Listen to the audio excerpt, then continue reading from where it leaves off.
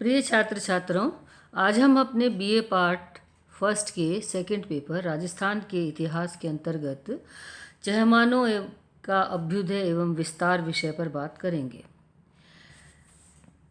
भारत के अंदर 647 ईस्वी से लेकर के 1200 ईस्वी तक का जो युग है वह अत्यंत महत्वपूर्ण माना जाता है, क्योंकि इस युग में उत्तर दक्षिण और सुदूर दक्षिण में अनेक राजवंशों का उत्थान और पतन हुआ।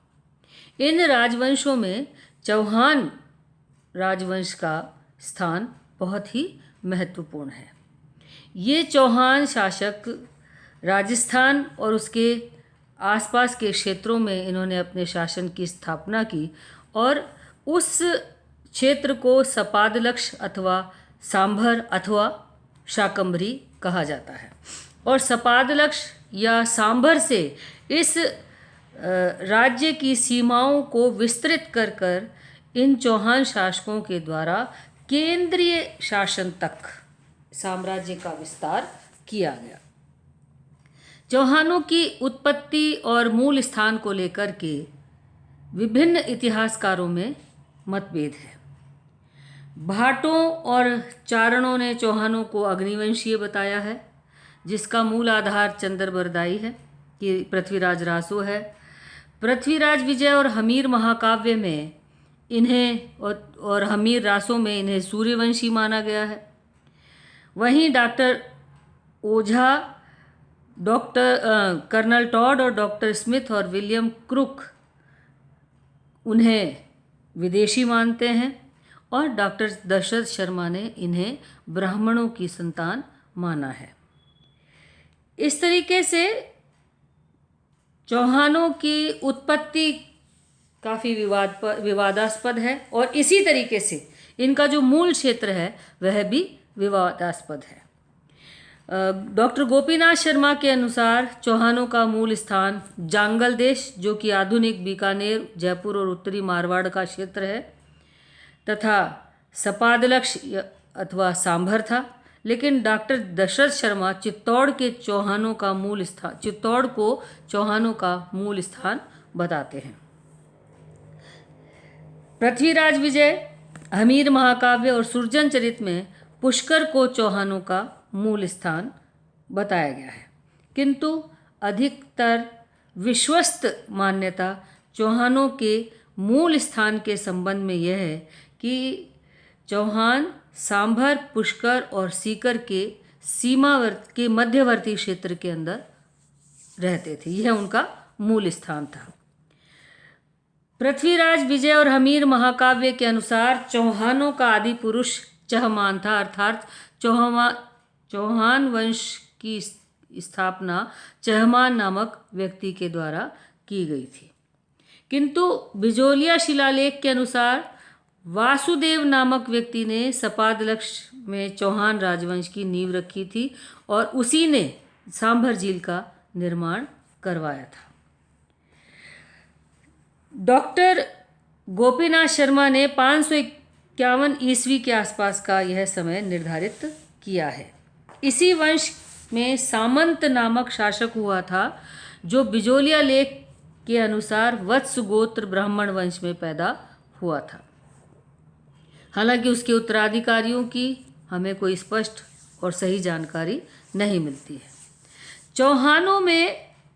चौहान वंश के शासकों में दुर्लभ राज प्रथम सबसे पहला शक्तिशाली शासक था, जो प्रतिहारों का सामंत था और प्रतिहारों के नेतृत्व में उसने प्रतिहार सम्राट नागभट्ट द्वितीय के दरबार में काफ़ी सम्मान प्राप्त किया था।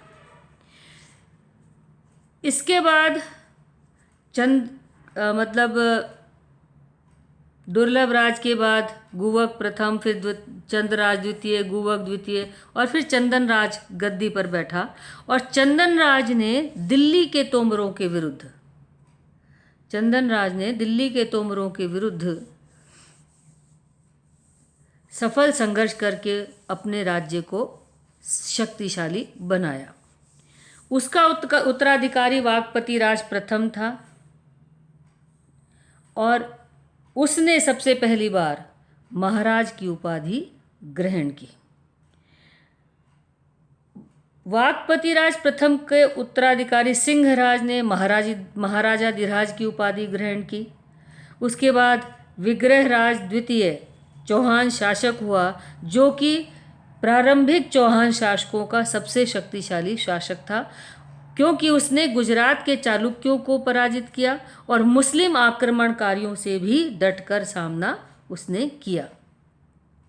विग्रहराज के बाद दुर्लभराज गद्दी पर बैठा, जिसने नाडौल के चौहानों को पराजित कर अपने राज्य की सीमाओं का विस्तार किया।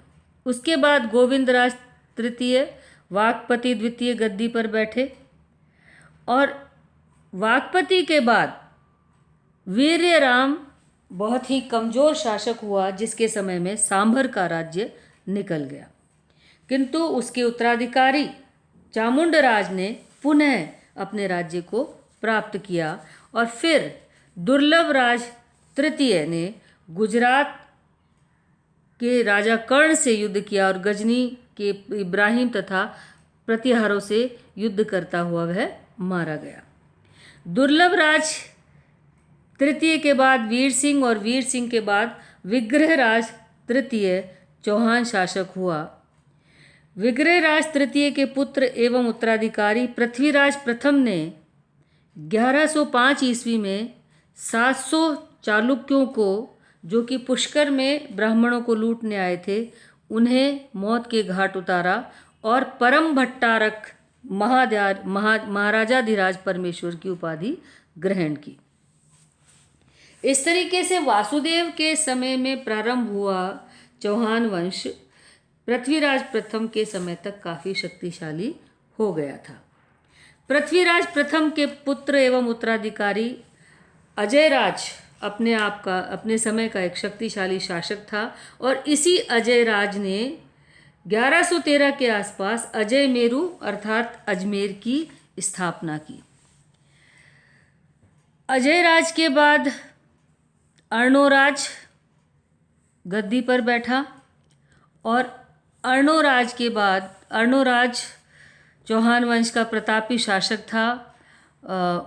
उसने मालवा के परमार शासक नरवर्मन को पराजित किया और सिंधु तथा सरस्वती नदी के प्रदेशों तक अपनी विजय पताका लहराई थी और दिल्ली के आसपास का क्षेत्र, जो कि हरितनक देश कहलाता था, वहाँ तक उसने अपने शक्ति को विस्तृत करने का कार्य किया था।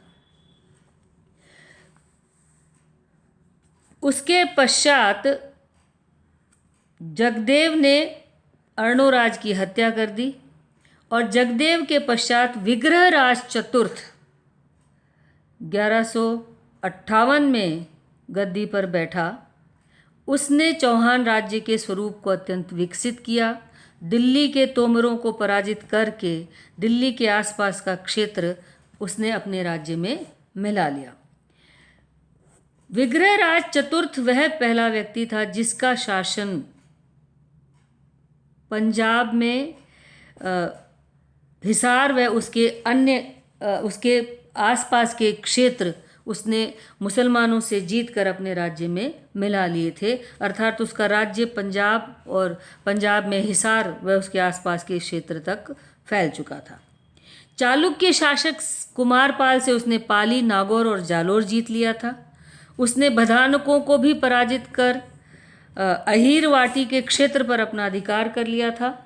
इस तरीके से विग्रह राज्य की सीमा शिवालिक पहाड़ी, सहारनपुर तथा उत्तर प्रदेश तक विस्तृत थी। शिलालेखों के अनुसार जयपुर व उदयपुर जिले के कुछ भाग भी उसके राज्य में शामिल थे। विग्रहराज केवल विजेता ही नहीं था, साम्राज्य निर्माता ही नहीं था, बल्कि वह एक उच्च कोटि का साहित्य प्रेमी और साहित्यकारों का आश्रयदाता भी था। वह स्वयं भी एक अच्छा कवि और लेखक था। हरिकेली नामक नाटक उसके द्वारा लिखा गया था। ललित विग्रह नाटक के लेखक सोमदेव उसके दरबार के राजकवि थे।